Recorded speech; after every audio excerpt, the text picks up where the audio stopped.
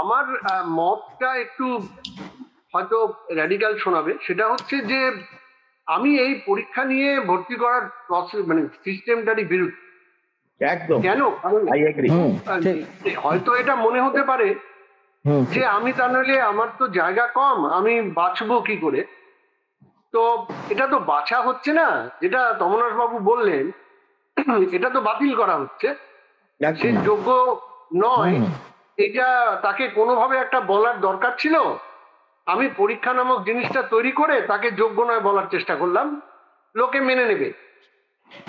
আমি একটা সাধারণ উদাহরণ আমি কয়েকটা বলবো। 1 নম্বর হচ্ছে, এটা তো ডাক্তারির আলোচনা হচ্ছে, আমি বলছি ধরুন এই যে আমাদের এত নামকরা আইআইটি গুলি আছে, তাতে কম্পিউটার সায়েন্স ডিপার্টমেন্ট আছে, তারা চান্স পায়।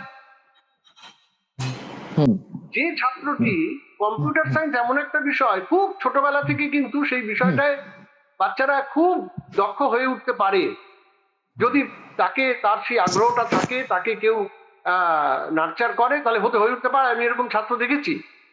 কিন্তু ঘটনাচক্রে তার প্যাশনটা ওদিকে থাকার ফলে সে হয়তো তার অন্যান্য বিষয়গুলোতে পড়াশোনাটা একটু কম করে, তাই সে কোনোদিনই কম্পিটিটিভ পরীক্ষা দিয়ে আইআইটিতে সেই জায়গায় চান্স পাবে না যাতে সে কম্পিউটার সায়েন্সে ভর্তি হতে পারে। ফলে কম্পিউটার সায়েন্সে যে চান্স পেল, সে কম্পিউটার সায়েন্সের কিছুই বোঝে না, সে চান্স পেল। অথচ যে ছাত্রটি চান্স পেল না, সে কম্পিউটার সায়েন্সে দক্ষ, সে যদি এমআইটিতে অ্যাপ্লাই করে, তার ওই দক্ষতার পরিচয় যদি সে রাখতে পারে, সে যদি নিজে কিছু কাজ করে থাকে, তাহলে এমন ছাত্র দেখেছি তাকে কিন্তু এমআইটি ভর্তি নিয়েছে। আমি আসলে বলতে চাইছি এই যে আমাদের যে বেছে নেওয়ার যে প্রক্রিয়াটা, এই প্রক্রিয়াটার মধ্যে আমরা এখন যেটা লালন পালন করছি সেটা হচ্ছে ঠিক শিক্ষায় গত প্রক্রিয়া নয়, এটা হচ্ছে কিছু দুর্নীতিগ্রস্ত মানুষকে দুর্নীতি করার একটি নতুন পথ বাতলে দেওয়ার একটা প্রক্রিয়া।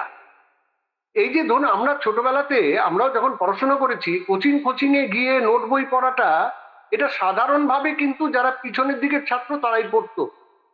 এখন হচ্ছে যে প্রথম দিকের ছাত্র, সে টেক্সট বই পড়ে না, সে স্টাডি মেটেরিয়াল বলে ছোট ছোট এইসব জিনিস বেরোয়, কে লিখেছে কেউ জানে না, সেই সব জিনিস সে পড়ছে। এটা আসলে আমরা ইনস্টিটিউশনালাইজ করে ফেলেছি।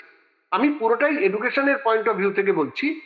তো এই পুরো বিষয়বস্তুটাই এমন যে আমরা কখনোই চাইনি যে একটা দুর্নীতিবিহীন ব্যবস্থার মধ্যে দিয়ে শিক্ষার অঙ্গনটা উৎকর্ষে ভরে উঠুক, এটা আমরা কোনোদিন কেউ চাইনি। আমরা চাইলে তার জন্য পদ্ধতি ছিল, হয়তো আমাদের মতো একটা এই ধরনের তৃতীয় বিশ্বের দেশে যেখানে প্রচুর ছেলে মেয়ে যোগ্য, সেখানে এটা একটা সমস্যা। আমরা কিভাবে সিলেক্ট করব সেটা যে সব সময়তেই সেটা একদম ফুল প্রুফ হবে, এটা দাবি করা খুব মুশকিল। ধরা যাক 20-22 লাখ ছেলে মেয়ে তারা পরীক্ষায় বসছে, কতজন তারা এই ডাক্তারি পড়ার সুযোগ পাচ্ছে? 1 লাখের মতো। আমি যদি একটু বাড়িয়েই ধরি, তাহলে 1 লাখ তাকে আমি ভাগ করছি 22 লাখ দিয়ে, তাহলে তার প্রবাবিলিটি কি হলো? এই প্রবাবিলিটিটাকে যারা প্রবাবিলিটি স্ট্যাটিস্টিক্স পড়াশোনা করেন তারা এটাকে প্রবাবিলিটি ধরেন না, তারা এটাকে এরার ধরেন। এত কম প্রবাবিলিটি নিয়ে, এত কম প্রবাবিলিটি যেটাতে, সেটাতে কে চান্স পেলো, সে যোগ্যতায় পেলো কি পেলো, এই বিষয়টা নিয়ে কোনোদিন কেউ চর্চাও করেনি, একাডেমিশিয়ানরাও চর্চা করেনি। এর ফলে যেটা দাঁড়াচ্ছে, আমরা কিন্তু সংরক্ষণ অমুক তমুক নিয়ে অনেক কথা বলি, কিন্তু আমরা এটা নিয়ে বলি না যে এই যে কিছু কলেজ তৈরি হয়েছে প্রাইভেট, সেখানে 2 কোটি টাকা দিলে পরে চান্স পাওয়া যায়, সেই সংরক্ষণের কথাটা কিন্তু আমরা কেউ বলি না। আসলে বিষয়টা হচ্ছে কি, আমরা এই ধরনের কেলেঙ্কারিগুলো হলে যেটা হয়, আমরা হয়তো তাৎক্ষণিকভাবে একটু সজাগ হই যে না, যোগ্যতার বিচার হলো না ইত্যাদি ইত্যাদি। আসলে যোগ্যতার বিচারের জন্য সিস্টেমটা গড়েই তোলা হয়নি, তার সম্পূর্ণ নির্মাণটাই যোগ্যতাকে ধ্বংস করে দেওয়ার জন্য হয়েছে। এটা আমাদের দুর্ভাগ্য। আমাদের সমাজে শিক্ষা সংক্রান্ত সচেতনতাটা শূন্যতে পৌঁছেছে আমাদেরকে, এবং রাজনৈতিক দলগুলো এটা বুঝে গেছে যে অধিকাংশ মানুষ তাদের ডিগ্রি থাকলেও, তারা অধ্যাপক হলেও, তারা কেউ পড়াশোনা করেন না। তারা পড়াশোনার জগতে থাকেন, কিন্তু তারা বই খোলেন না। চাকরি পেয়ে যাওয়ার পর, মাস্টারমশাই হয়ে যাওয়ার পর 90% পড়াশোনা করেন না। তার মানে পড়াশোনা না করা একটা সমাজকে মিথ্যে কথা বলে ভুল বুঝিয়ে দেওয়া সম্ভব এবং ভয় পাইয়ে দেওয়া সম্ভব। এবং এইটা বুঝে যাওয়ার ফলে রাজনৈতিক দলগুলি সেই পদ্ধতি নিয়েছে এবং বর্তমানে আমরা সেটা দেখতে পাচ্ছি। মানুষকে নানা রকম ভাবে ভুল বুঝিয়ে তারা কিন্তু এই ধরনের একটা সাম্রাজ্য গড়েও তুলতে পারছে।